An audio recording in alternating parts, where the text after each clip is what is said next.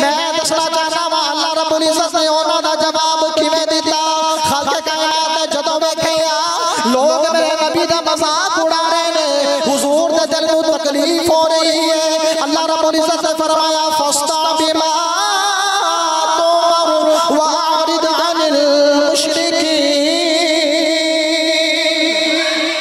खालक कायनात ने फरमाया ओ मेरे प्यारे, ओ मदीने वाले वतुहा दे चेहरे वाले वलैन दियां जुल्फां वाले अलम नशरा दे सीने वाले अल्लाह रब्बुल इज्जत ने फरमाया सोने जड़े लोग तेरा मजाक उड़ा रहे ने उन्हां वाले ध्यान ना करो, जेड़ा मैं हुक्म दिता है ओ हुक्म पूरा करो।